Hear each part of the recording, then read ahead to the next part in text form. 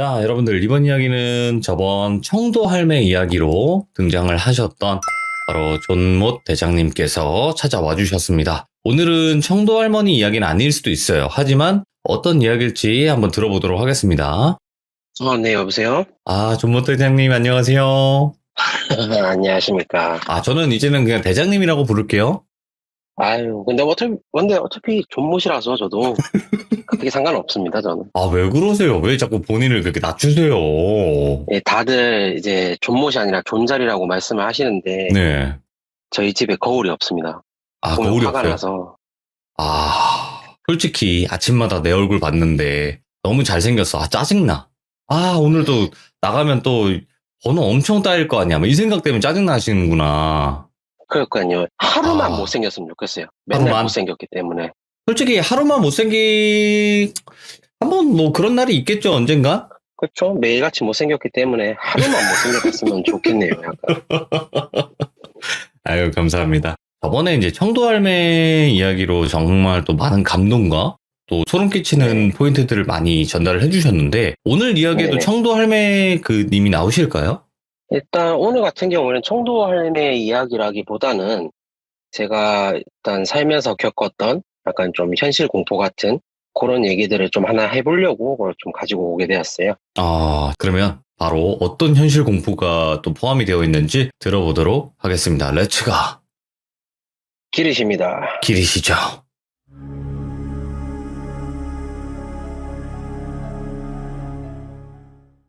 이번 이야기는 다른 분들이 약간 좀 청도 할매 이야기를 좀 기대했을지는 모르겠지만은 네. 그때 당시에 제가 좀 긴 이야기를 좀 풀어냈다 보니까 오늘은 좀 현실적인 공포, 그러니까 사람에 대한 무서운 이야기를 해보려고 해요. 좋죠. 그래서 이번 이야기의 주제는 약간 좀 순박한 가면 속에 소름 돋는 정체라고 좀 잡아볼 수 있을 것 같은데, 이때는 제가 이제 군대를 갔다가 와서 학교를 1년 다니고 1년을 유럽 여행을 가기 위한 경비를 모으기 위해서 제가 1년 동안 학교를 휴학하고 공장에 들어가서 일을 했을 때의 이야기예요. 그 공장이 자동차 부품 중에 한 개를 납품하는 공장인데, 여기가 워낙 유명하다 보니까 공장의 위치라든지 이름이라든지 이런 건 다 말하지 않겠습니다. 예. 제가 있었던 그 공장의 특성이라고 해야 될까요? 보통 직접적으로 고용하는 곳이 있고 아니면은 이제 하청업체에서 고용해서 일을 하는 경우가 있거든요. 그렇죠. 아웃소싱 같은. 그쵸, 맞아요. 아웃소싱에서 제가 일을 했었는데, 예를 들어서 이제 여기에서 일을 하는 사람들이 오래 가지를 못해요. 진짜 되게 금방금방 사람이 바뀌거나 이러거든요. 예를 들어서 한 달 동안 일을 같이 했는데 다음 날에 갑자기 출근하지 않고 이제 그만두는 사람도 있고, 또 한 가지 부류는 인생의 쓴맛을 보신 분들 있죠.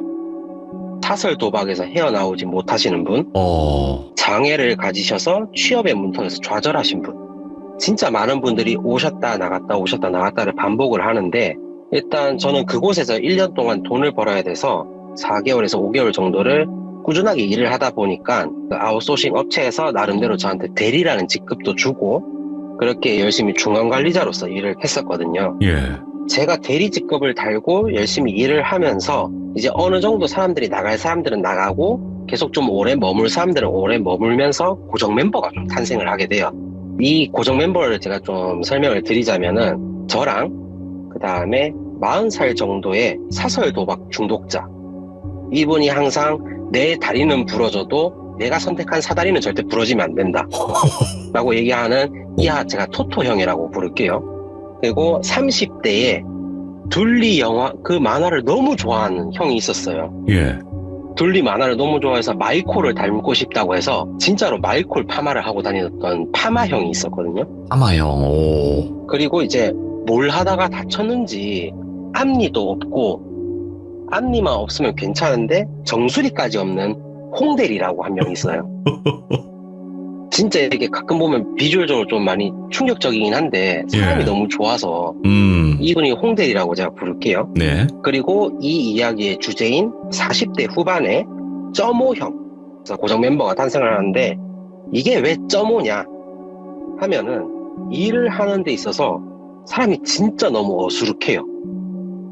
매번 작업물을 낙하시켜서 불량품을 만든다든지, 또는 다른 사람들에 비해서 너무 일도 느리면서 제가 어떤 작업 지시를 하면은 제대로 못 알아듣고 그거를 그냥 자기 판단하에 작업을 해서 분량을 낸다든지, 그래서 정말 한 사람으로서 1인분을 못해서 0.5인분을 한다는 의미로 점오형이었어요.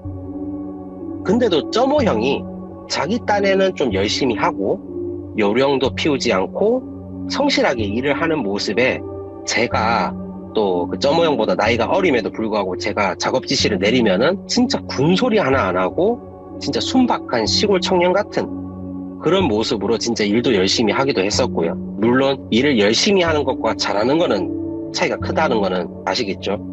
그렇다 보니까 이렇게 해서 고정 멤버로 일을 하면서 이 점오형의 행동들이 어느 순간 좀 위화감이 드는 거예요.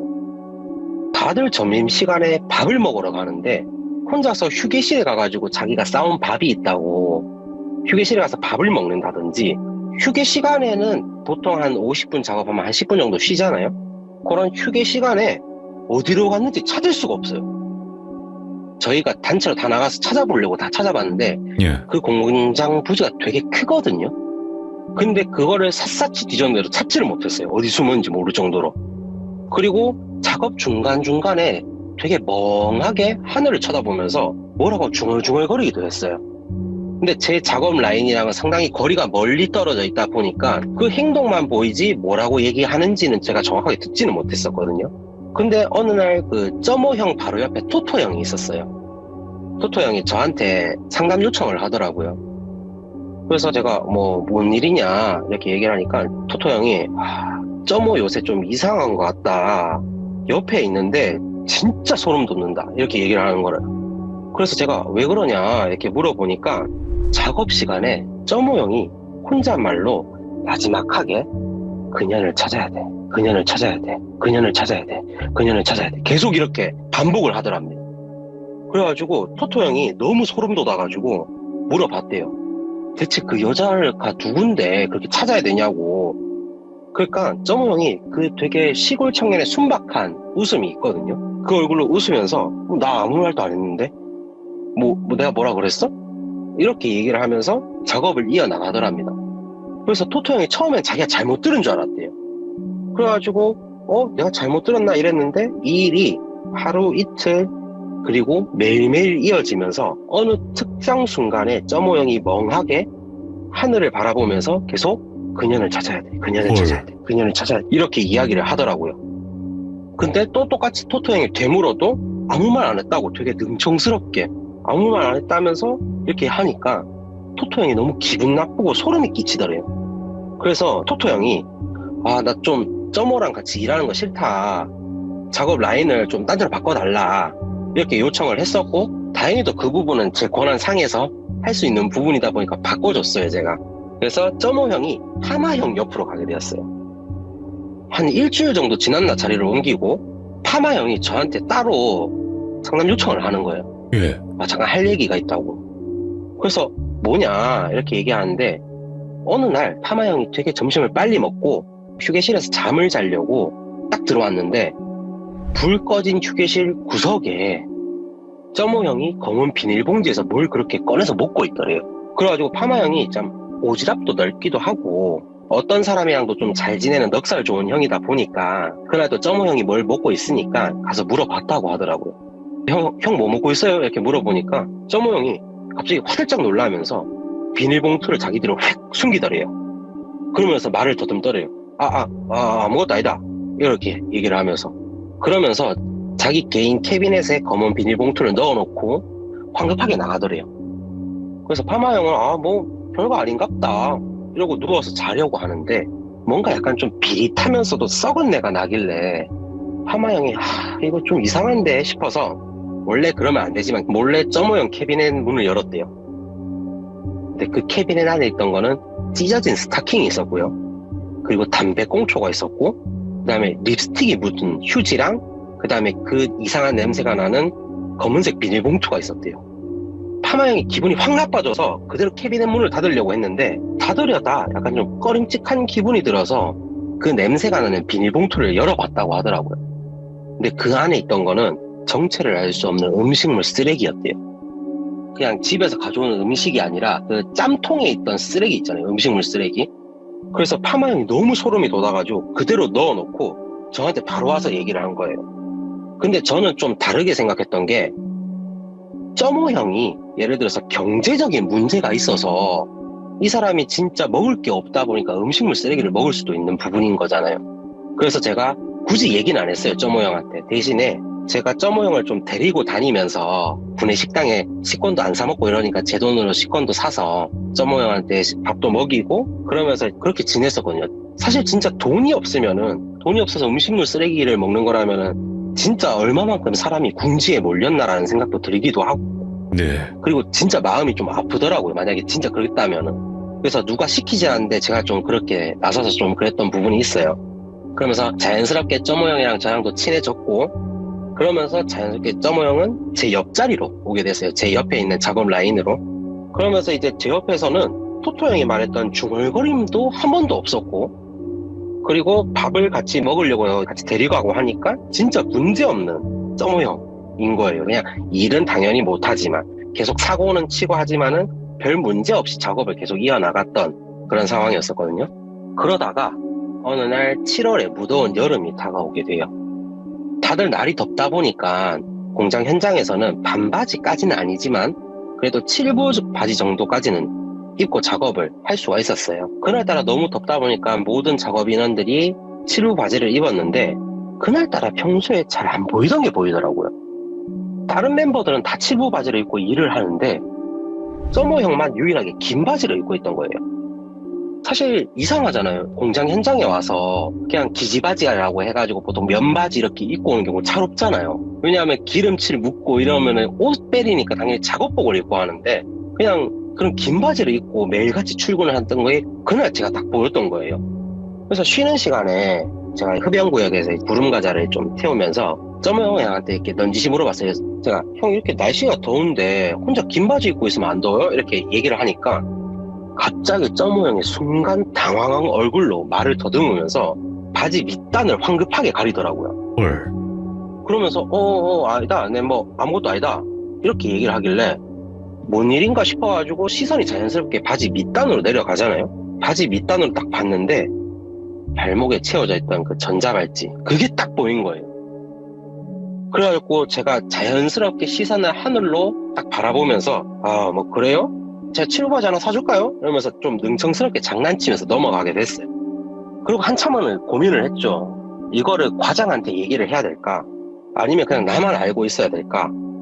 근데 또 점호 형이 내부적으로 작업에 대한 사고는 치지만은 사람 간의 인간관계에 대해서는 사고를 친 적이 없었거든요. 그렇기 때문에 제가 어떻게 또 얘기할 건덕지도 안 되는 거예요, 이게. 그래서 그냥 나만 알고 묻어두자. 이런 마음으로 좀 넘어가게 됐어요. 그리고 얼마 뒤에 사건이 벌어지게 돼요.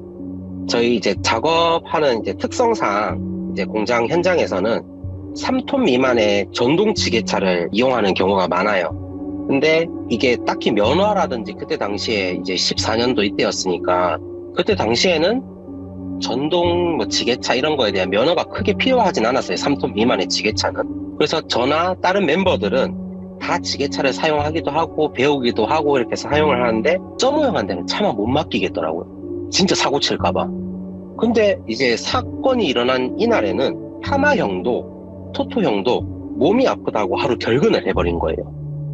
그래서 저랑 홍대리, 그 점호 형이 3명에서 일을 하고 있었죠. 근데 그날따라 이제 작업 물량도 많이 없고 그래서 흔히 이제 좀 속된 말로 좀 꿀 빠는 날이라고 하죠. 작업도 좀 쉬엄쉬엄 하고 작업 중간중간에 나가고 구름 과자도 태우고 이게 띵가띵가 노는데 홍대리가 점호 형한테 얘기를 한 거예요. 니 한번 지게차 연습 한번 해볼래? 이렇게. 왜냐하면은 진짜 워낙 하는 것도 없다 보니까 얘가 이렇게 계속 시간만 보내고 일을 하기보다는 지게차 연습이라도 한번 시켜보자. 이렇게 작업량도 없고 사람도 없을 때. 그렇게 해서 이제 지게차 연습을 시작하고 저는 현장에서 이제 놀면서 구경하고 있는데 의외로 진짜 점호 형이 지게차 운전이 빠르게 늘더라고요. 그래서 야 진짜 군뱅이도 기능 재주가 있다더니 하면서 이렇게 좀 감탄을 하고 있었는데 그 순간에 일이 벌어진 거예요. 밑에 있는 나무 합판을 보통 파레트라고 하거든요.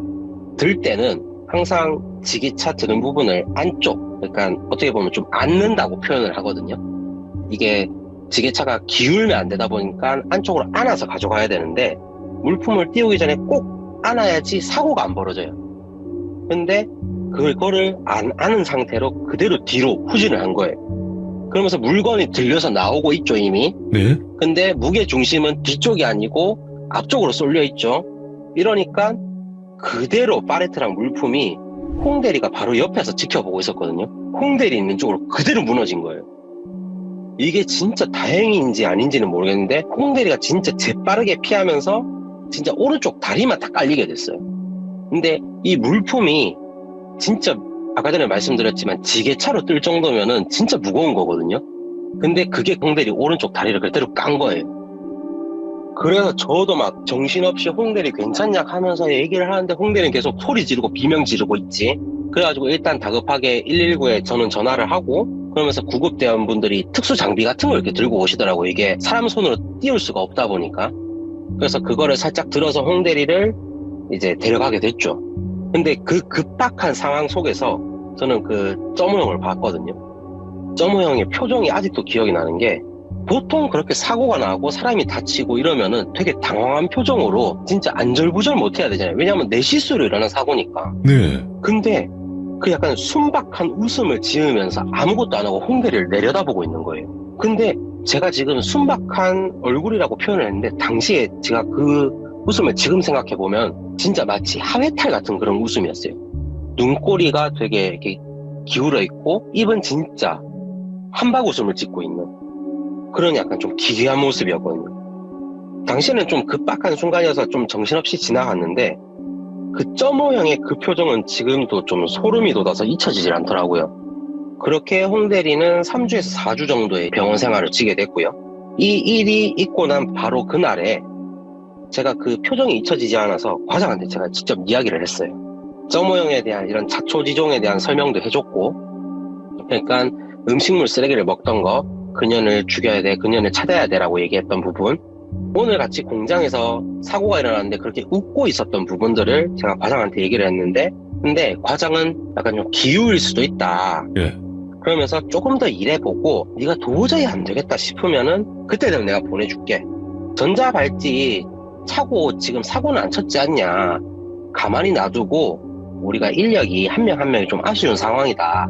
이렇게 얘기를 하면서 좀 저를 어르고 달래더라고요. 그래서 이제 그렇게 홍대리를 제외한 저랑 다른 멤버들이 다음날 이제 출근을 하면서 좀 꺼림칙한 기분으로 좀 일을 하게 됐죠.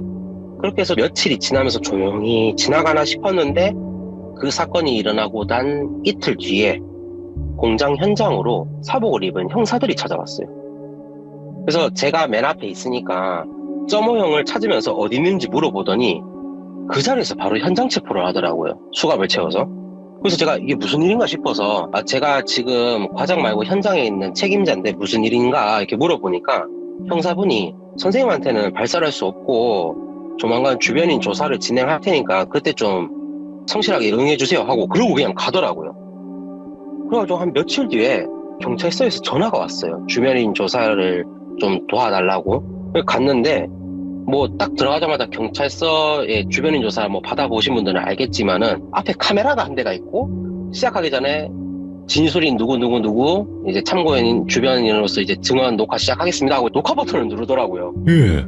그러면서 점호 형이 언제부터 일을 했냐, 무슨 특이한 행동을 보이지 않았냐, 점호 형이 거주지에 대해서 알고 있냐, 이렇게 좀 상세한 것들을 물어보더라고요. 예. 저는 좀 성실하게 대답을 했죠. 언제부터 일을 했고, 뭐 특이한 행동이라고 해봐야 이 사람이 그냥 일이 좀 더딜 뿐이지 그렇게 특이한 행동을 하진 않았고, 그리고 뭐 거주지는 나도 뭐 찾아가 보진 않아서 모르겠다.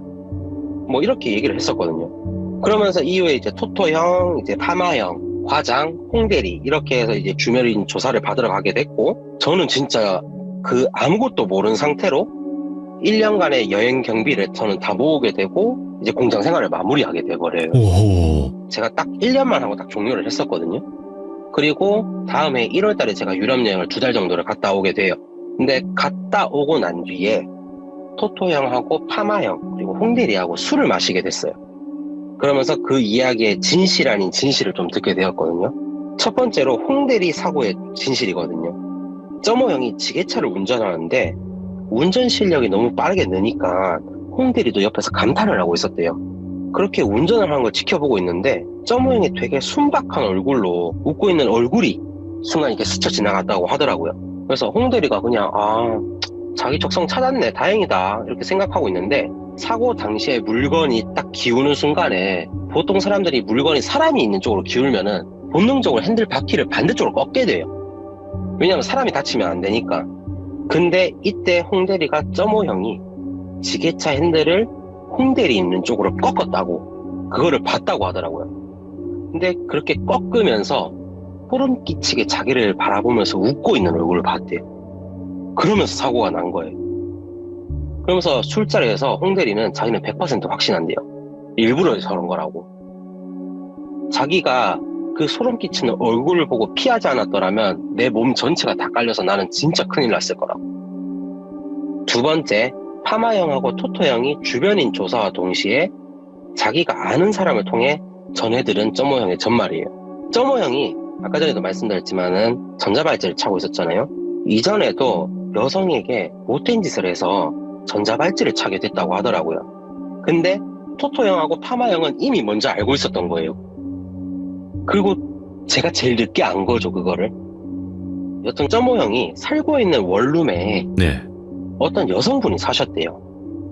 근데 점호 형이 그 여성분을 스토킹했다고 하더라고요. 스토킹이 그냥 스토킹이 아니라 예. 그 여성분 집 앞에 있는 다 먹은 배달 음식이라든지 그런 음식물 쓰레기들 있잖아요. 예. 그런 것들을 자기가 다 가져와서 자기가 먹었고, 오. 조사 과정에는 심지어 점호 형이 그 여성분의 집에 침입해서 물건도 훔쳐갔다고 하더라고요. 예. 그래서 파마 형이 캐비넷을 열었을 때 그 찢어진 스타킹도 있었고, 그 다음에 립스틱이 묻은 휴지도 있었다고 얘기를 했던 거예요. 그러면서 파마 형이 그거를 보게 되면서 다 보게 됐죠. 그 다음에 그 여성분이 뭔가 집에 물품이 사라지기도 하고 집이 되게 어수선한 분위기도 하고, 그래서 그런 의심 때문에 문 앞이랑 방 안에 CCTV를 몰래 설치를 했대요. 근데 그때 점호 형이 그 여성분 집 앞에 있는 음식물 쓰레기를 먹는 것과 방 안에 침입해서 물건을 가져갔던 것도 다 들키게 됐던 거죠. 예. 이후에 그 여성분이 경찰에 신고를 해서 점호 형이 체포되게 된 거예요. 그렇게 해서 이 이야기의 주제, 순박한 가면 속에 소름 돋는 정치였습니다. 이야, 진짜 소름 끼친다. 네. 근데 그 말을 그리고- 아마 대장님도 그렇죠. 그 말을 네. 공감하실 게 뭐냐면, 사람은 겉만 봐서 모른다는 게. 그렇죠. 근데 사람은 겉만 봐서 모른다고 얘기를 하지만 저는 이제 좀 직업이 특수하다 보니까 그렇죠. 사람을 좀 믿어줘야지 되는 그런 상황이 있거든요. 네, 그렇죠. 근데 이게 막상 이렇게 상황이 벌어지게 되고 오픈이 되니까, 야, 이거 진짜 사람 쉽게 믿으면 안 되겠구나. 그런 생각이 들더라고요. 와, 이런 일이 있었구나. 네. 근데 대장님께서 영적인 것만 겪으신 건 아닐 거 아니에요. 이런 일들도 있을 거고, 영적인 것도 있을 거고. 그렇죠.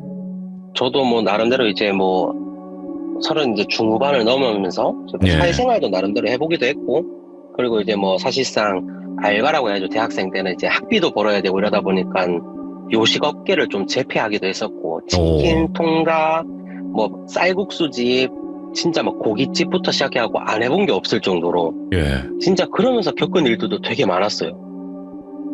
예를 들어서 고깃집에서 소주 마시라고 손님이 소주잔에 술을 따라서 줬는데, 네. 이게 되게 이때고 마실 때 보면 느낌이 오잖아요. 소주잔 이가 빠졌다는 느낌이, 이 잔이 깨졌을 때. 네. 근데 그 소주잔 안에 그대로 유리조각이 있는 상태에서 소주잔을 주면서 저한테 이거 마시면 니한테 팁 10,000원 줄게, 헐. 이러신 분들도 계셨어요. 야, 이건 좀 일부러 아픈 걸 보려고. 네, 일부러 그걸 먹고 네가 깽값 대신에 10,000원 받아가라 이런 식으로 그런 분들도 많았고, 실제로 뭐 진짜 다양하게 보긴 봤죠. 근데 그건 있어요. 여러분들도 아시겠지만, 내가 하는 일이 그냥 사람 만나고 이런 사람 관계된 일이 아니면 사람이 뭐 그렇게 무섭나 이런 생각을 가질 수도 있어요. 근데 많은 사람들을 만나는 직업이면 이런 일들은 비일비재할 수도 있어요. 제가 지금 이 직종에 거의 한 13년, 14년 이렇게 일을 하는데, 그러면서 중간중간에 그런 일들도 많았어요. 예를 들어서 뭐 상담을 하려고 예. 이제 가정 방문을 하게 됐는데, 그분이 뭔가 좀 제가 이야기를 하는 것들이나 이런 것들에 대해서 핀트가 좀 안 맞았는지, 두 번째 방문을 했을 때는 약간 오봉이라고 하죠. 이게 사투리로 오봉이라고 하는데, 쟁반에 네. 이제 큰 흉기를 올려두고 딱 내려놓으면서 저한테 얘기를 한 거예요. 얘기해보라고. 그냥 진짜 커다란 식칼을 딱 앞에다 두고 네. 얘기해보라고. 오늘 그렇게 얘기를 하면서 느낀 게 뭐였냐면, 오늘 네 수틀리면 진짜 오늘 보낸다고. 헐. 그런 경험도 해봤어요. 그러니까 에이 그게 뭐 그런 사람이 어디 있어 이러는데 저희 시대를 듣다 보면요 충분히 네네. 있을 수 있어 이렇게 생각이 들 수밖에 없어요. 왜냐면 너무 그 상상 이상의 사연들이 많이 나왔기 때문에 저 같은 경우는 약간 좀 이제 어느 정도 직업을 오픈하자면 사회복지사다 보니까 아 저는 진짜 어려우신 분들, 힘들어하시는 분들 가정 방문도 하기도 하고 그런 분들에 대해서 이야기도 하기도 하고 그렇게 하는데, 가정 방문을 했을 때 그런 경우가 비일비재해요. 예를 들어서 집을 찾아갔는데 가명이 다영이래요. 우리 딸 네. 다영이가 너무 아파요. 우리 딸 다영이가 너무 아픈데 어떻게 해야 될까요? 이렇게 해서 그 집을 방문을 했어요. 그분이 따님일 수도 있고 자녀분일 수도 있는 거잖아요. 그렇게 되면 진짜 문제가 큰 거니까 갔는데, 어머님분이 거실에 딱 앉아가지고 어서 오세요 이렇게 얘기를 하는 거예요. 그래서 뭐지 이렇게 딱 들어왔는데, 혹시 그 다영이란 자녀분은 혹시 많이 아픈가요? 그러니까 요새 다영이가 너무 음식도 안 먹고 밥도 안 먹고 아무것도 안 하고 가만히 누워만 있다고. 그래서 혹시 그 자녀분 좀 봐도 될까요? 그래서 문을 딱 열어서 봤는데 뭐가 있는 줄 알아요? 거기에 뭐야? 코모도 도마뱀이 있었어요. 잠깐만 코모도 도마뱀? 잠깐만 우리나라에 없는 2.5m 정도 되는 진짜 엄청 큰 코모도 도마뱀이 그 방 하나를 그냥 다 차지하고 있더라고요. 아니 그 우리나라에서 키울 수가 있나? 있나? 그게? 진짜 깜짝 놀라가지고 얘가 다영이에요 이러니까 어머님이 우리 다영이 진짜 너무 아파가지고 지금 움직이지도 못한다고. 나중에서 한 건데, 도마뱀은 냉혈 동물이라 가지고 그치. 좀 따뜻하게 안 하면은 이게 동면처럼 가만히 있는다고 하더라고요. 하필 제가 갔을 때가 겨울 때였어요, 그때가. 와, 그래가지고 맨 처음에 진짜 깜짝 놀래가지고, 그게 코모도 도마뱀인지 뭔지 모르겠어요. 일단 진짜 되게 컸어요, 도마뱀이. 아 그 큰 도마뱀이 있어요. 코모도는 아닐 거예요. 왜냐면 그거는 진짜 되게 컸어요. 예. 그때 한번 깜짝 놀랐었던 것도 있었고, 진짜 별의별 일들이 많았어요, 저는 살면서. 야, 근데 가끔 있어요. 그 반려동물한테 그 사람 이름 붙여주시는 분들이 있긴 있어요. 예. 근데 사람 이름을 붙여줘도 약간 좀 그런 걸로 붙이잖아요. 철수, 영희, 뭐 이렇게 부르니까 대충 그 느낌은 오거든요. 이거를 뭐 반려동물 보고 부르는 거다, 이게 느낌이 있는데, 다영이라 그러니까 따님인가 진짜 했겠네. 자녀분인가? 네. 너무 아파가지고 물도 못 먹고 그냥 방 안에만 누워있다고 하니까 네. 이게 어떻게 보면은 나중 되면 진짜 큰일이잖아요, 이게. 그래서 진짜 식겁해서 한번 갔는데 가서 본 게 도마뱀이었다. 그런 일들도 있었고, 때레미니 이야기의 러브 액츄얼리 썰을 한번 좀 풀어드리려고 하는데, 오? 2016년도 때 갔을 거예요, 제가. 네. 2016년도 1월부터 제가 3월까지 갔었는데, 그때 하필 갔을 때가 딱 유럽에 두 가지 상황이 있었는데, 첫 번째는 유럽에 30몇 년 만에 오는 한파였어요, 그때가. 두 번째는 이탈리아에서 폭탄 테러가 일어나가지고 이탈리아 전역에 무장경찰들이 깔렸을 때였어요, 로마 근처에. 근데 로마가 테르미니역이 중앙역이거든요. 그때 제가 한번 예고 드렸던 것처럼 테르미니역의 러브 액츄얼리라고 제가 좀 별명을 좀 지어줬어요, 그 친구들한테. 그때 이제 제가 한참 도착을 하고 저녁 한 7시, 8시쯤 제가 이제 테르미니 중앙역에 도착을 해서 한인 숙소를 그때는 묵었었거든요. 어디를 가고 이런 것들에 대해서 제가 뭐 패키지 여행이 아니라 진짜 자유여행으로 가던 거다 보니까 현지인을 만나서 어디를 가고 어디에 투어가 있는지 물어보려고 첫날은 제가 무조건 한인 숙소에서 잡았어요. 근데 문제는 그 한인 숙소가 테르미니 중앙역에서 나와서 뒤쪽으로 가야지 있는 곳이었던 거예요. 근데 테르미니역의 뒷골목이 진짜 유명하거든요. 가로등도 크게 없고 현지인들도 해가 지고 난 뒤는 테르미니역 뒤쪽으로는 잘 안 간대요. 진짜 우범 지역이어서. 근데 하필 저는 때르미니역에 대한 그런 악명도 모르고 그냥 갔던 상태였고, 도착하고 나니까 7시, 8시여서 저는 그냥 자연스럽게 뒤쪽에 있는 한익소로 가고 있었던 것이었고, 그러다가 어느 순간에 보니까 이 골목 사이로 들어가야 되는 거예요.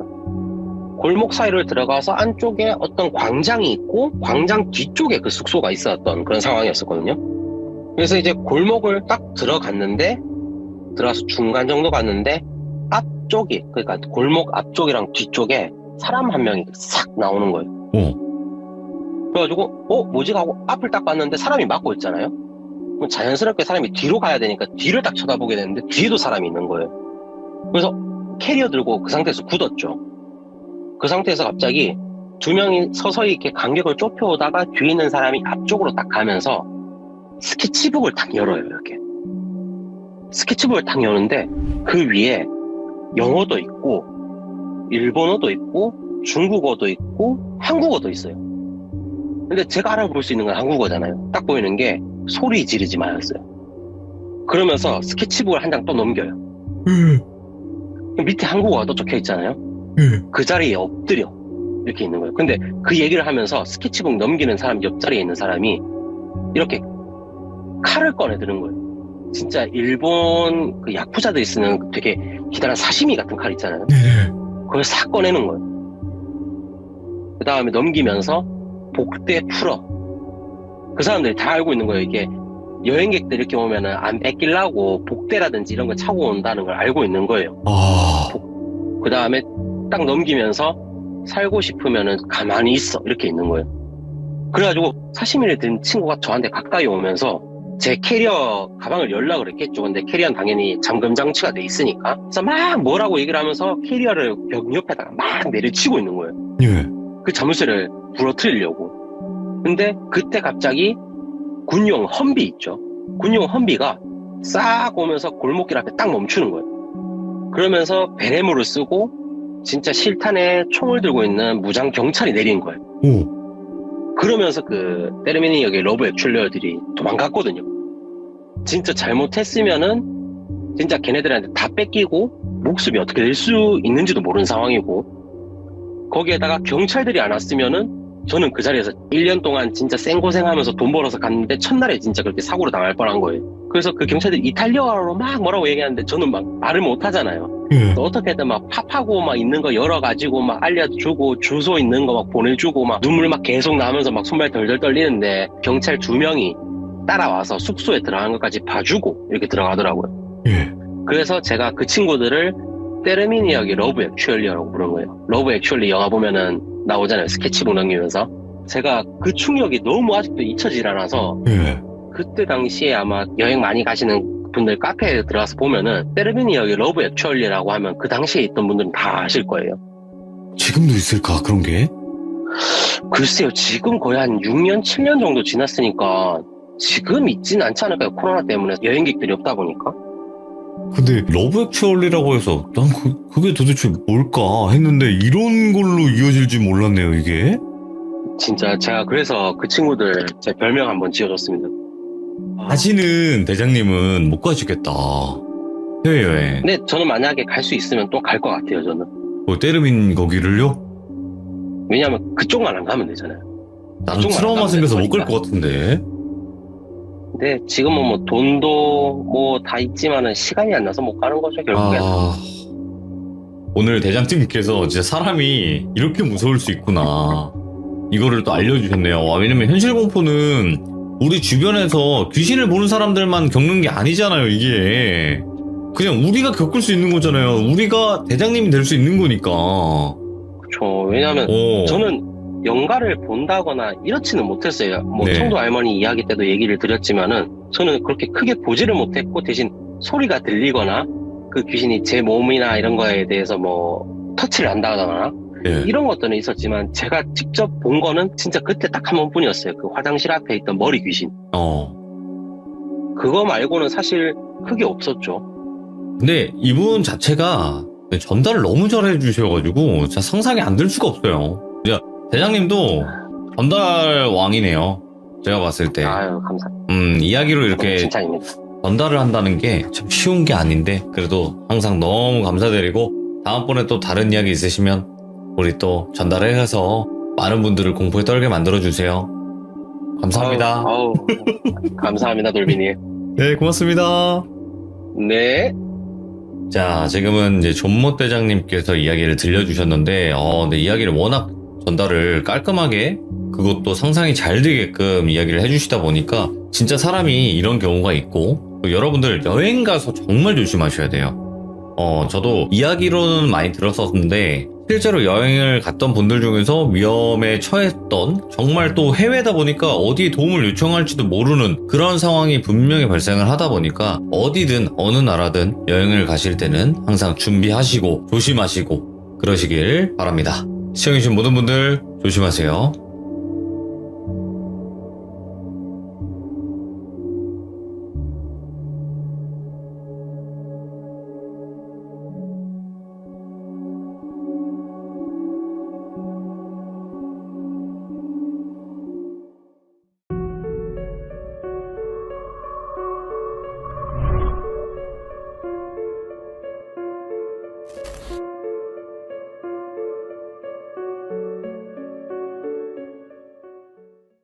자, 이번 이야기는 시청자 동네꼬마님께서 찾아와 주셨습니다. 바로 만나보도록 하겠습니다.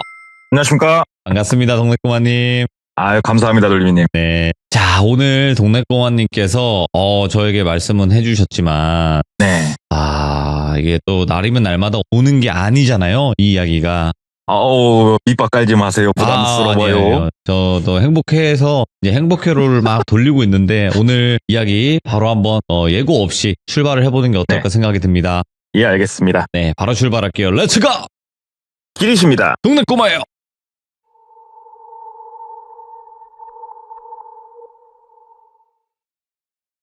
오늘 이야기 같은 경우에는 딱히 막 되게 무섭다 이런 느낌보다는 조금 기묘하다 이런 느낌을 좀 받게 될 것 같은데요. 제가 한 이야기 중에 아마 가장 최근이 될 것 같습니다. 1년이 좀 채 못 된 이야기고요. 네. 이 이야기 그냥 사전 설명 없이 바로 시작을 해볼게요. 네. 작년에 40대 극초반에 똘비라는 남성이 있었습니다. 똘비 같은 경우가 그때 상황이 어땠냐. 우리 주변을 둘러보면 흔히들 다들 회사에서 일하고 뭐 집에 오고 다 똑같이 살잖아요. 네. 그렇게 살았어요. 회사 오래 다녔고 뭐 애는 없었지만 와이프랑 둘이서 알콩달콩 잘 살고 있는 그런 사람이었는데 사람이 인생이 자기 마음대로 안 된다고 그러잖아요. 꼬이려면은 그냥 막 꼬인다고. 정말 상상하지도 못했던 와이프가 다른 남자를 좋아하는 사건이 벌어졌고 네. 그 이후로 와이프하고 이혼을 했어요. 그리고 나서 이제 본인도 다른 또 짝을 찾아가서 만났는데 하필이면 그 여자분이 꽃뱀이었어요. 예. 졸지에 진짜 몇 년 사이에 이게 일어난 일인데 딱 그렇게 되니까는 와이프도 없어졌지. 그 다음에 본인이 진짜로 40년 정도 살아오면서 쌓아왔던 모든 인간관계, 뭐 돈, 자금들 전부 다 그냥 싸그리 없어졌대요. 싹. 정말 매일매일이 내가 스스로 생을 마감하고 싶다는 생각이 항상 들 정도로 너무너무 힘들었대요. 아이고. 근데 이런 상황에 닥친 사람들 이야기를 들어보거나 아니면 그런 상황에 가보셨던 분들이라면 주변의 사람들이 다 거의 떠나고 없지 않습니까, 보통은. 그런데 본인이 중학교 때부터 정말 친하게 지냈던 친구 한 명은 끝까지 옆을 지켜줬대요.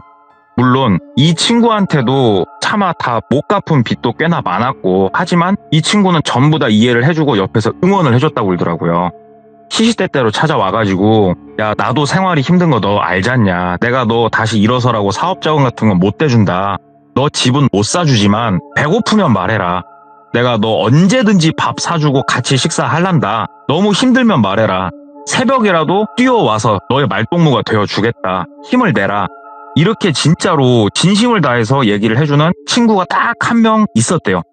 이 친구가 있어서 그나마 괜찮은 아파트에서 그렇게 잘 살다가 본인이 몇 년 만에 진짜로 허름한 고시원 같은 곳에서 생활을 하게 되었을지언정 무너지진 않았대요. 그 친구 덕분에.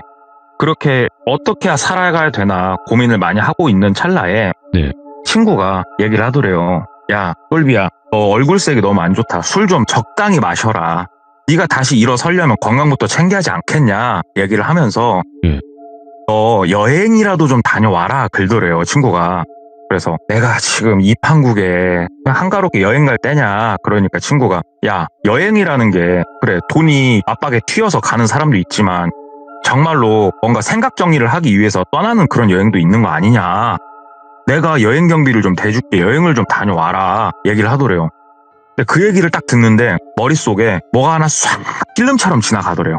뭐가 지나갔냐면은 본인이 유튜브에서 이렇게 봤던 우리 그런 거 아시죠? 자전거 뒤에 텐트에 배낭에 다 싣고 자전거 하나 타고 혼자서 멀리 여행을 갔다 오는 그런 거 있지 않습니까? 그런 게 갑자기 머릿속에서 딱 생각이 나더래요. 그래서 친구한테 미안한데 야 친구야 내가 미안한데 너 진짜로 그럼 네가 나 여행 갈 수 있게 자금을 대줄 거냐 이렇게 얘기를 했대요. 본인도 쪽팔림을 무릅쓰고 왜 그런 말이 나오는지 모르겠는데 얘기를 했대요. 그러니까 친구가 그래 어디 가고 싶냐 뭐 해외는 솔직히 나도 무리다 얘기하더래요. 그래서 딴 게 아니고 내가 지금 니도 알다시피 수중에 돈이 하나도 없다. 나 당근으로 자전거 하나만 사주라 얘기를 했대요. 친구한테. 그러니까 친구가 피식 웃더래요. 야 자전거 하나 정도는 그래 사줄 수 있지. 네 차도 없고 그래 야 자전거 좋다 자전거 하나 사줄까? 그러더래요. 그래서 그래가지고 당근으로 18단인가 21단짜리인가 아무튼 자전거 하나를 이렇게 장만을 했답니다. 뒤에 이제 짐 실을 수 있게 돼 있는 그런 모델로. 그래서 친구가 야 너 자전거는 왜? 그래가지고 쭉 설명을 했대요. 그러니까 친구가 너 진짜 생각 잘했다. 이런 여행도 괜찮다. 멀리 네가 갈 수 있는데 끝까지 한번 갔다 와봐라 응원을 해주더래요. 그래서 알았다. 그러고 그날부터 우리 돌비 캠핑 채널을 보면서 열심히 준비물을 적기 시작을 했대요. 네. 뭐 텐트도 있을 거고 코펠도 있을 거고 뭣도 있을 거고 계획을 꽤나 그럴싸하게 짰답니다. 텐트랑은 집에서 옛날에 본인이 쓰던 거 어디에 짱 박혀 있는지도 몰랐는데 찾다 보니까 어디선가 나와가지고 그거 하나 챙기고 해가지고 이분이 그 당시에 있었던 곳이 그냥 크게만 말씀드릴게요. 전라남도였습니다. 어디까지 갈지는 일단 본인의 목표는 아산이었답니다. 아산까지 가보고 거기서 내가 만약에 더 갈 수 있다라고 하면은 통일전망대까지 가보자. 그러니까 강릉 위에까지 가보자. 이런 포부를 가지고 출발을 했대요. 그런데 저는 안 해봐서 모르겠습니다만은 평상시에 자전거를 많이 탔던 사람도 아니고 많이도 아니죠. 아예 안 탔던 사람이고 조깅 같은 거 그런 거 아예 하지도 않았던 사람이에요. 네. 그런 사람이 갑자기 자전거 뒤에 짐을 싣고 페달을 밟고 가려니 미치겠더래요. 전남에서 출발을 해가지고 전라북도 거의 상단 제일 위에 쪽을 지나가는데 일주일이 넘게 걸렸대요. 거의 열흘 가까이 걸렸답니다. 그 정도로 속도가 굉장히 더뎠대요. 근육통도 되게 심했고. 그런데 어찌됐건 사람이 적응의 동물이라고 조금씩 적응이 되더래요. 그러면서 핸드폰은 두고 왔어요. 아예 집에다가. 핸드폰 울리는 게 끔찍히 싫었고 그 전국 지도 책자 있지 않습니까? 그거 상세히 잘 돼 있는 거를 지역별로 여러 개 구비하고 해가지고 그걸 보면서 길을 잡고 이동을 하고 있었는데 전북을 넘어서가지고 충남 쪽이 나온 거예요. 그래서 충남 쪽을 넘어가가지고 한참 가는데 하늘이 심상치가 않더래요. 뭔가 구름이 꾸물꾸물하고 비도 올 것 같고 날씨가 영 안 좋더래요. 핸드폰만 있었으면 오늘 날씨를 바로 알아볼 수 있었을 텐데 지금 핸드폰이 없잖아요. 그래가지고 그렇게 생각했대요. 비가 오면 맞고 가다가 못 가겠으면 텐트 치고 쉬자. 이 생각을 가지고 계속 더 올라갔대요. 그런데 날씨가 꾸물꾸물하기만 했지 한 2, 3일 정도 지날 때까지만 해도 비가 온다던가 뭐 궂은 날씨가 찾아오진 않았대요. 본인한테. 그러다가 하루는 본인이 계룡이라고 있습니다. 그 대전 옆에. 계룡 근처를 지나가고 있었답니다. 꾸물꾸물했던 하늘이 이제 답을 해주듯이 막 비가 쏟아지기 시작을 하더래요. 예. 그런데 비를 맞으면서 가니까 이것도 의외로 괜찮았대요. 야, 이거 나름대로 추억이다. 차라리 비가 이렇게 오니까는 몸에서 조금 이렇게 열 나도 열도 식고 좋다. 가서 옷이야 꽉 짜면 되고 가자 해서 페달을 밟고 막 가는데 땅거미가 슬슬 지면서 바람이 좀 불기 시작을 하더래요. 네. 근데 이게 단순히 비가 내렸을 때는 갈만했는데 바람이 조금 거세지기 시작하니까는 더 이상 운행은 하면 안 되겠다라는 판단이 바로 들더래요. 그래가지고 본인이 어디 있는지는 정확히 몰라요. 하지만 눈대중으로 이렇게 보면서 저쪽 샛길 쪽으로 빠져서 들어가면 크게 사람은 없겠다 해서 그쪽으로 들어갔대요. 왜 으슥한 데로 갔냐면은 본인이 전남에서 쭉 올라오면서 뭔가 텐트 치고 잘만한 곳에다가 텐트를 치고 자고 있으면 어김없이 경찰이 깨웠대요, 본인을. 아저씨 여기서 취사 야영하시면 안 돼요. 그거 있지 않습니까? 네네. 그래가지고 본인도 몇 번 그걸 겪다 보니까 좀 사람이 없는 데서 잠을 자고 그렇게 올라왔는데 이번에도 좀 사람이 없는 곳을 찾아서 한쪽으로 들어갔대요. 약간 오솔길 같은 곳이었고 들어가니까는 아무도 없었대요. 뭐 민가도 없고 아무것도 없었대요. 그래서 거기서 텐트를 치고 딱 자려고 이렇게 누워있는데 네. 몸도 고단하고 옷도 갈아입고 하니까는 잠이 솔솔 들려고 하는데 바람이 너무 거세더래요. 이게 쎄도 너무 쎄더래요. 여기서 잤다가는 텐트 다 찢어지고 나 뭐 눈 뜨면 하와이에 가 있을 것 같더래요. 그래가지고 야 이거 안 되겠다. 이거 지금이라도 텐트는 접어야겠다. 이거 텐트가 못 버틴다 이거는. 그래서 부랴부랴 다시 텐트를 막 접었대요. 텐트를 막 접고 있는데 비바람이 본인이 40년을 살면서 태풍을 매 여름마다 봤지만 이렇게 센 태풍이 왔었나 생각이 들 정도로 그 어떠한 태풍하고도 비교가 안 될 정도로 강력한 바람이 불더래요. 그래서 미치겠다. 내가 핸드폰을 챙겨볼 그랬네 하면서 막 주섬주섬 넣어가지고 이걸 어떻게 하지? 일단은 비바람을 피할 곳을 찾자.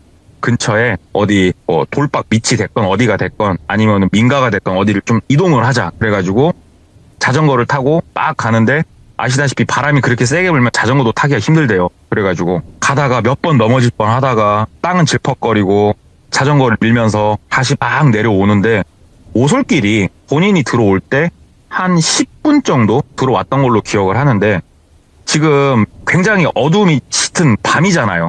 그래서 내가 길을 조금 잘못 들었는지 아니면은 내가 지금 이동하는 속도가 매우 더뎌서 그런지는 몰라도 아까 내가 들어왔던 길이 안 나오더래요. 그래가지고 좀 무섭더래요, 이제 사람이. 그래서 자전거에 있는 라이트 불빛, 그 다음에 본인이 머리에다 쓴 그 헤드랜턴 2개 의지를 해가지고 산길을 막 내려가고 있었대요. 그런데 우측으로 작은 집 같은 게 하나 보이더래요. 분명히 본인이 올라올 때는 없었던 집이에요.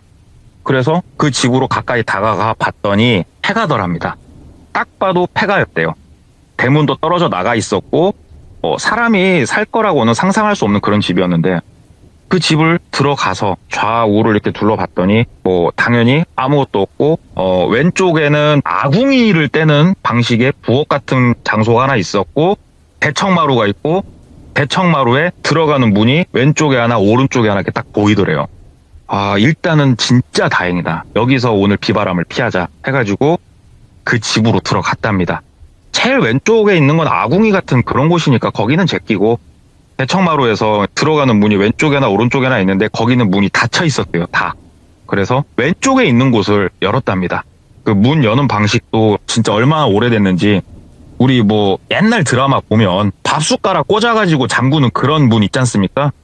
그런 타입의 문이었대요. 그래서 왼쪽 문을 열었더니 안에 먼지가 좀 있긴 했지만 깔끔하더래요. 아무것도 없더래요, 그 안에. 그래서 다행이다. 여기서 그럼 오늘 비바람 피하자 해서 그 안에다가 다시 텐트를 쳤대요. 왜 그러냐면은 이때가 추울 때도 아니어가지고 혹시라도 자는데 벌레가 붙을 수도 있고 하기 때문에 텐트를 치고 그 안에 누워가지고 잠에 푹 빠져든 거예요. 예. 얼마나 오늘 하루가 고단했을 거예요. 자전거도 탔고 비바람도 피했고 한참 자는데 본인을 누가 깨우더랍니다.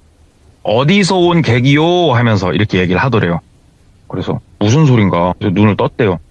누구십니까? 누구십니까? 그러니까는 어디서 오신 분이요? 그러더래요. 그래서 텐트를 열고 나갔대요. 어디 계십니까? 그러니까는 옆에 부엌에서 딸그닥 소리가 막 나더래요. 그래가지고 부엌으로 이렇게 가봤대요. 그랬더니 부엌 아궁이에 불이 들어가 있고 위에 가마솥이 있고 거기서 김이 모락모락 나고 있더래요. 그래서 죄송합니다. 제가 여기 사람이 계신지 몰랐습니다. 그러니까는 나이가 한 50대 후반? 60대 초반 정도로 보이는 남성분께서 그러고 계시더래요. 거기서. 예.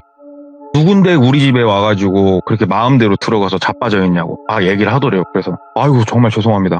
제가 여기 사람이 계신 곳인지 모르고 제가 너무 힘들고 비를 피할 곳이 필요해서 이렇게 들어왔습니다. 그러니까는 아이고 식사랑은 하셨고 그러더래요. 그래서 아니요 아직 너무 오늘 힘들어가지고 밥 먹을 생각도 못했습니다 하는데 시장기가 막 몰려오더래요. 예. 그러니까는 그분이 아이고 이렇게 날씨도 안 좋은데 내가 밥 한 끼 줄 테니까 밥 먹고 오늘 하루는 여기서 푹 쉬소 그러더래요. 아, 예, 감사합니다. 그러고 나서 이제 그분이 부엌에서 밥을 준비를 했을 거 아니에요? 김치탕? 이런 비슷해도 찌개도 아니고 막 그런 거에다가 밥 2공기 해가지고 상을 들으라고 시켰대요, 본인한테. 그래가지고 상을 들어서 따라갔더니 본인은 왼쪽 방에 들어갔잖아요. 이분은 오른쪽 방으로 들어가더래요. 오른쪽 방으로 따라 들어갔대요. 그랬더니 오른쪽 방은 조금 구조가 특이했대요. 본인 방보다 조금 더 길었고 공간도 컸고 한쪽에 밥상들이 한 2-3개 정도 이렇게 맞아 있고 좀 되게 특이했대요. 아니 뭔 방에 밥상이 이렇게 있나 이런 생각이 들었대요. 그랬더니 왜 이렇게 두리번거리냐고 상 내려놓으라고. 그래서 밥상을 내려놨답니다. 밥 먹자고. 그래서 밥을 먹는데 정말 꿀맛이더래요. 이게 김치찌개도 아니고 탕같이 뭐 진짜 이상한 건데 이게 너무 맛있고 밥도 너무 고소고 아 정말 진짜 정신없이 딱 먹고 숟가락 딱 내려놓으니까 그분이 흐뭇하게 바라보면서 아이고 맛있게 드셨냐고. 아 시장이 반찬이라고 진짜 너무 맛있게 먹었다고. 이거는 최고로 맛있게 먹었다고. 그러니까는 아이고 그렇게 먹었다니까는 정말 고맙고 저기 세상에 공짜가 없는 법이야 그지? 글도래요. 그래가지고 아 얘 무슨 하면서 머릿속으로 생각을 했대요. 나 돈 없는데 이게 무슨 말이지? 그러니까 그분이 심부름만 하면 해줄 수 있겠냐고 그렇게 얘기를 하더래요. 그래서 심부름이요? 아 얘 뭐 어떤 거를 제가 도와드리면 될까요? 물어보니까는 여기서 나가서 말이야 그 어느 지역 바로 옆에 있으니까 그곳을 가라. 예를 들어 군청이라고 할게요. 군청에서 앞에서 무슨 길을 따라서 쭉 몇 킬로미터 정도 가면은 그 우측에 사람들 이렇게 많은 곳이 있다. 딱 가보면은 어딘지 알 건데 거기 가가지고 나를 한 번만 좀 찾아다오 글더래요. 그래서 아 선생님이 거기서 일하세요? 그러니까는 그러니까는 좀 그렇게 한번 해줄 수 있지 글더래요. 그래가지고 일정이 좀 바뀌는 거긴 하지만 여기서 안 된다고 말해요. 어떡해요? 알았다고 했지 뭐. 알겠습니다. 얘기를 하니까는 가서 뭐 편히 주무시고 가셔. 그래가지고 예 감사합니다 하고 본인 방에 와가지고 텐트에 누워가지고 또 쿨쿨 잤대요. 배도 따뜻하니. 아침에 딱 눈을 떴는데 이제는 해가 밝았지 않습니까? 여기 폐가 맞아요. 먼지가 자욱하고 누가 사람이 살고 자시고 할 그게 아니더래요. 그걸 딱 보는데 내가 꿈을 꿨나 싶었대요. 내가 간밤에 꿈을 꿨나? 어이씨. 근데 입안이 텁텁하니 막 갈증도 엄청 나고 몸 상태가 자고 일어난 건데 영 찝찝하더래요. 그래서 또 입안은 또 왜 이러고 죽겠네. 꿈을 진짜 내가 너무 실명나게 꿨다 하면서 짐 챙겨가지고 이제 다시 바깥으로 나가는데 그 옆에 부엌이 눈에 들어오더래요. 나가는데 하면서 부엌을 들어가 봤대요. 그랬더니 부엌 아궁이에 불 피운 흔적이 있더래요. 불씨가 있었던 건 아니지만 근데 이 불을 1년 전에 태운 거일 수도 있고 몇 달 전에 태운 거일 수도 있고 진짜 그나저나 꿈 하면서 잠깐만 옆방 한번 들어가 볼까? 이 생각이 들었대요. 그래가지고 나가다 말고 본인이 잤던 옆방 오른쪽 방 문을 열었답니다. 오른쪽 방 문을 딱 여니까 본인이 어제 저녁에 봤던 그 모습 그대로더래요. 상이 몇 개가 여기저기 둥글러 다니고 있고 그 방 한가운데 밥상 하나가 딱 놔져 있더래요. 근데 그 밥상에 김치탕 같은 건 없고 밥공기 2개가 딱딱 놔져 있었대요. 그리고 그 밥에는 쌀밥이 가득히 담겨 있었대요. 이해가 안 되잖아요. 이곳이 만약에 사람이 안 사는 곳이라면 저 쌀밥은 썩었어도 진작 썩었어야 되는 거 아니에요? 근데 너무 새하얀 쌀밥이 거기에 딱 있더래요. 뭐지? 소름이 돋더래요. 그래서 그 방 안으로 뚜벅뚜벅 걸어 들어갔대요. 들어가서 이렇게 밥그릇을 보니까 거기에 담겨있던 게 쌀이 아니라 붉은 소금이더래요. 붉은 소금이 밥그릇에 가득히 담겨서 2그릇이 딱 놔져있던 거래요. 근데 하나를 보니까 좀 집어 먹은 흔적이 있더래요. 순간적으로 꿈 꾼 게 아니었구나. 내가 간밤에 여기서 소금을 입에다 밀어 넣었구나 싶더래요. 너무너무 소름이 온몸에 막 돋더래요. 너무 이 공간이 무섭더래요. 그래가지고 뭐야 여기 진짜 빨리 나가야겠다 하고 그 집에서 나갔답니다. 그리고 자전거를 타고 이동을 하는데 본인이 어저께 비바람을 피하면서 방향을 잘못 잡았는지 어쩐지는 모르겠으나 이 오솔길이 끝나지를 않더래요. 진짜로 열심히 자전거 페달을 밟았고 너무 힘들어서 자전거를 끌고 가기도 했고 산을 약간 올라가는 것 같기도 하고 내려가는 것 같기도 했지만 길이 끝나지를 않더랍니다. 핸드폰 가져올 걸. 미치겠다. 도대체 여기가 어딘가. 너무 무섭더래요. 근데 어떻게 할 거예요? 일단은 벗어나야 되니까 계속 걸었답니다. 심지어 길이 외길이었대요. 그러니까 갈림길도 없었대요. 중간에. 계속 그렇게 걷다가 결국은 해가 뉘엿뉘엿 넘어갈 시간이 또 됐답니다. 와, 미치겠다. 이미 그때는 온몸이 땀으로 젖어 있었고 머리는 진짜로 우리 고양이가 화나면 털 세우듯이 빳빳하게 머리가 서 있었대요. 너무 무서워서 소름 돋고. 그리고 거의 해가 다 지니까 본인의 눈을 믿을 수가 없었대요. 그 집이 다시 나오더랍니다. 정말 지금 생각해도 이해도 되지도 않고 우리가 상식적으로 이거는 말이 안 될 수밖에 없는 일이 본인한테 일어났대요. 그게.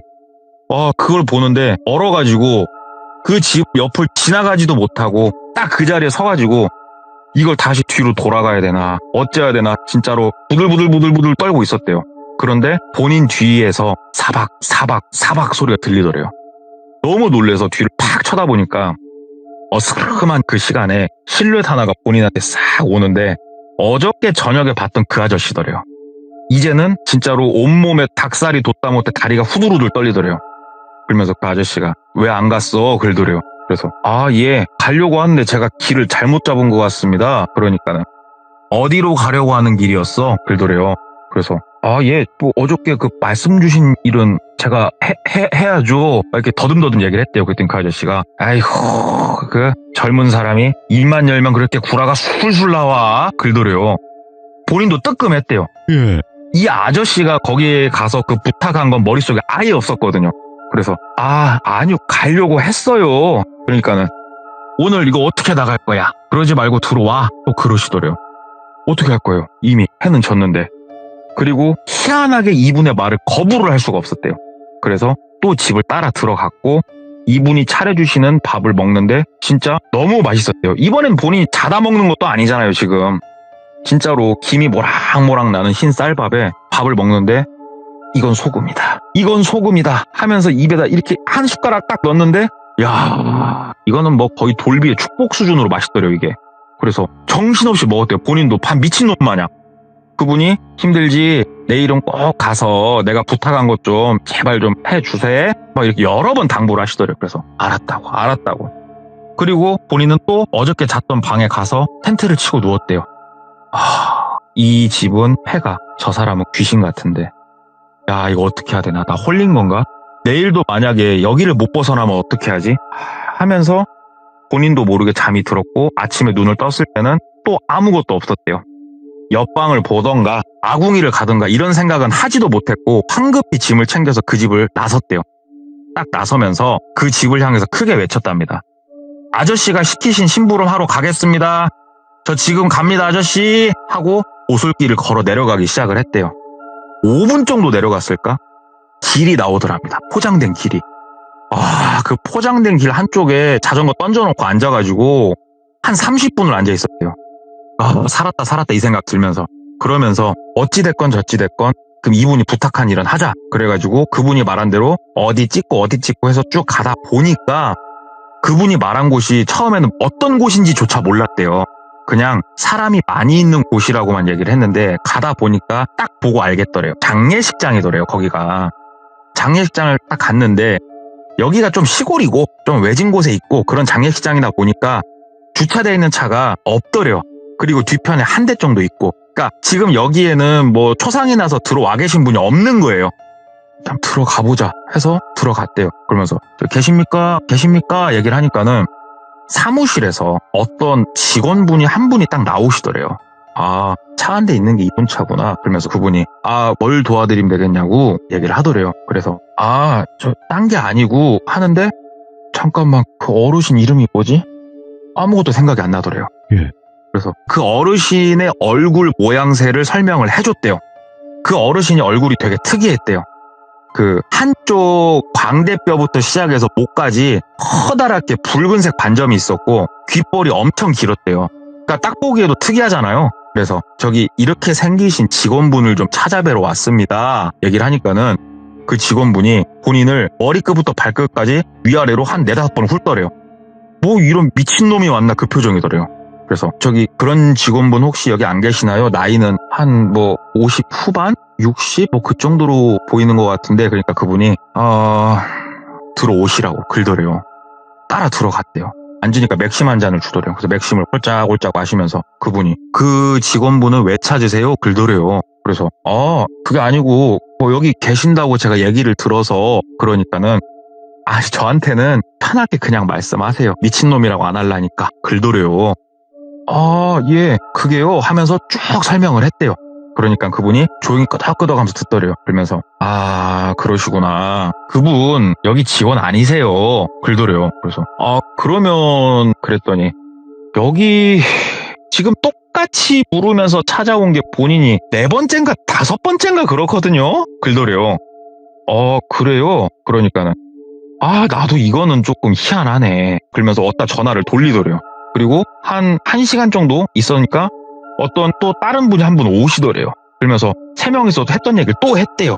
그러니까는 딱 그분이 기억이 난다 그러시더래요. 새로 오신 분이. 그러면서 장부를 막 뒤지더래요.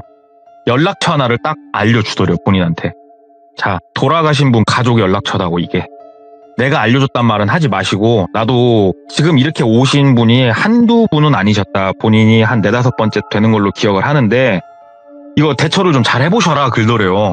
그래서 왜 그렇습니까? 그러니까는 오셨던 분 중에 한 분은 여기 장례식장 고객으로 오셨다고. 그 말이 무슨 말입니까?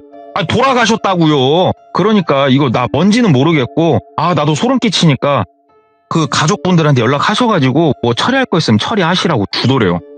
그 종이를 받아들고 나왔대요. 근데 자전거 끌고 어디를 못 가겠대요. 무서워서 이제. 그래가지고 한쪽에 가가지고 그 전화기 바깥에 아예 하나 빼놓은 게 있었대요. 그 전화기를 그냥 물어보지도 않고 집어 들어가지고 친구 연락처는 기억을 하고 있으니까 친구한테 전화를 했대요. 그래서 야 친구야 나 여기 돌비군인데 나 정말 미안한데 한 번만 픽업 좀 와주면 안 되냐? 그랬더니 친구가 엄마 너 무슨 일 있어? 다쳤어? 막 얘기를 하더래요. 그래서 아니야 그게 아니고 와주면 안 돼? 오면 내가 상세히 얘기할게.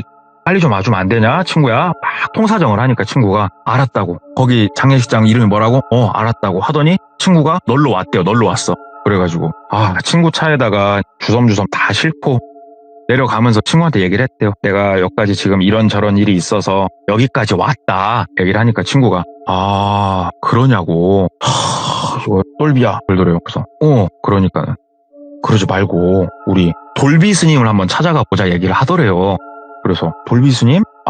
예전에도 맞아 너랑 같이 내가 몇 번 갔었지. 그 사주도 봐주시고 했던 그분. 그러니까 야 거기 한번 내일 가보자. 친구가 그러더래요. 그래서 그래 야 한번 가보자. 그래서 다음날 돌비 스님을 찾아갔대요. 돌비 스님은 나이가 좀 많으셨고 또 사주 같은 거 봐주시잖아요. 딱 이제 그분한테 뭐 이런저런 얘기를 하니까 그분이 그 연락처를 자기한테 줘보라고 그러시더래요. 그래서 연락처를 줬더니 스님이 그 자리에서 통화를 하시더래요. 그러면서 뭐 나 어디 그 스님인데 이렇게 저렇게 생기신 분 혹시 돌아가신 분 중에 있냐? 그러냐? 그분이 그러면 지금 어디에 묻혀 계시냐? 이렇게 스님이 꼬치꼬치 묻더래요. 그런데 그쪽 가족 전화 받으신 분이 여성분이셨는데 되게 말을 쏘더래요. 툭툭 쏘더래요. 왜 그러세요? 뭐 때문에 그러세요? 왜 죽은 사람 갖고 그러세요? 이런 식으로 쏘더래요.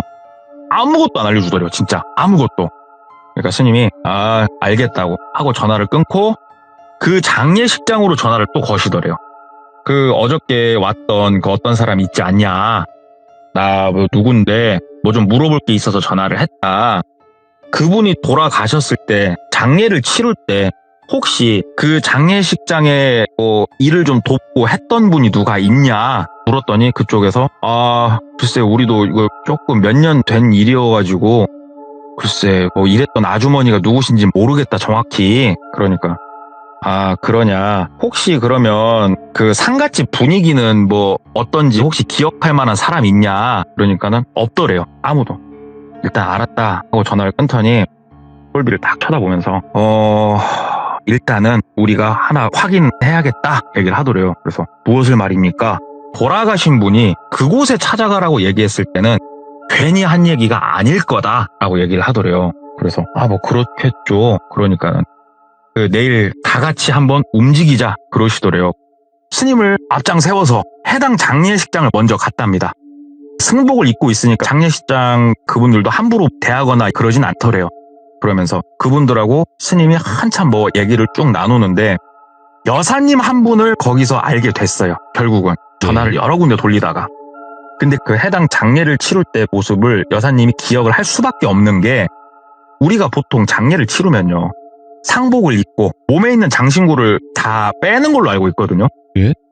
근데 부인으로 보였대요. 돌아가신 분의 부인이었는데 안경도 팬디 거를 쓰고 계셨고 금목걸이에 금팔찌에 금발찌까지 차고 계셨대요. 상가집에서. 예. 본인도 그 모습이 너무 특이하고 친구들하고 웃고 노니라 바쁘더래요.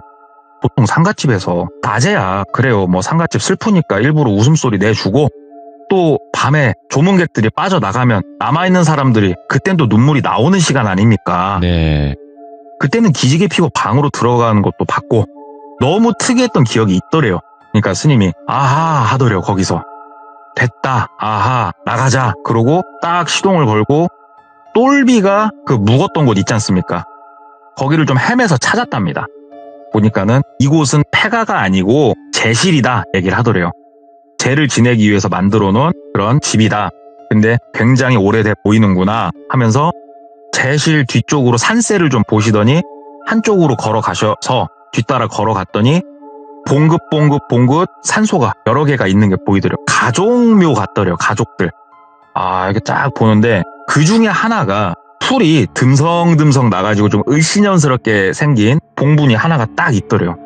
여기네 그러시더래요. 그러면서 스님이 이거 일단은 인부를 좀 사다가 여기를 한번 파자고 얘기를 하더래요. 근데 생각을 해보십시오. 누구 묘인지도 제대로 확인도 안 하고 이 묘를 판다는 게 말이 됩니까 이게. 큰일 날 소리잖아요. 그래서 막 말렸대요. 스님 너무 감사한데 이거 큰일 난다고 막. 그러니까 스님이 너 살아야 되지 않겠냐고. 예. 너 죽는다고. 네가 지금 네 인생에 있어서 여기가 지금 터닝포인트다 얘기를 하더래요. 그래서 이해는 할 수 없고 스님이 또 더 구체적으로 얘기해 주는 것도 없고, 스님이 진짜 막무가내로 본인이 그 근처 인력시장 가가지고 막 사람 수소문하고 스님이 사비로 웃돈을 얹어가지고 파묘를 해버렸대요. 파묘를. 근데 예. 이게 보통 사람이 이 무덤을 까주셔 그러면 안 까줄지 몰라도 스님이 까달라니까 또 별 의심 없이 까주더래요. 딱 깠더니 진짜로 그렇게 깊이 묻혀있지도 않았대요. 관 하나가 딱 나오더랍니다. 스님이 옆에 삽 갖다가 관을 제끼더래요. 진짜 본인이 태어나서 이런 광경은 처음 봤답니다. 돌아가신 분이 소금에 쌓여 있더래요. 관 안에. 예. 관에 소금을 가득 채우고 거기에 돌아가신 분을 눕히고 그 위에다 소금을 싹 붓고 관을 닫아놓은 거예요. 그걸 보는데 스님이 쌍욕을 하시더래요. 막 이런 천하의 육실할 놈들 그러면서 할 짓이 있고 안 할 짓이 있지 세상에. 오죽했으면 지나가는 행인한테 살려달라고 이렇게 부탁을 했을까. 위협까지 하면서 거기서 화를 내시더래요. 스님이. 그러면서 스님이 얼마나 화가 나셨는가 손을 부르부르 떠시더래요. 그러면서 예. 핸드폰을 막 넘기시더래요. 전화했던 그 여자분 있죠. 전화를 막 하더래요. 안 받아. 그 자리에서 받을 때까지 계속 전화를 하시더래요. 받더래요. 받으니까 스님이 엄청 화를 내시더래요. 너 사람 새끼가 할 짓이 있고 안 할 짓이 있고 아무리 세상 천지에 재물이 좋아도 그렇지 죽으면 그거 다 싸들고 갈 것도 아닌데 어찌 그렇게 벌을 짓고 사냐고 하면서 막 쏘아 붙이더래요. 예. 그런데 수화기 너머로 들리는 목소리가 떨리고 있더래요. 살려달라고 그러더래요. 스님한테. 그 여자분이 잘못했다고. 너도 지금 발 뻗고 못 자고 있지? 막 스님이 얘기를 하더래요. 그러니까는 그 여자분도 살려주시라고. 잘못했다고. 제가 지금 그쪽으로 찾아뵙겠다고. 살려주시라니까 스님이 됐다고. 내가 여긴 알아서 할 테니까 너는 너대로 와서 알아서 빌으라고. 오지 말라고. 너 여기 오면 죽는다고.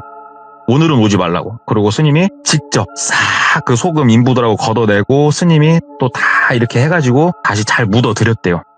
딱 이제 스님하고 다시 차 타고 고향으로 쫙 가는데 거기서 친구가 얘기를 하더래요.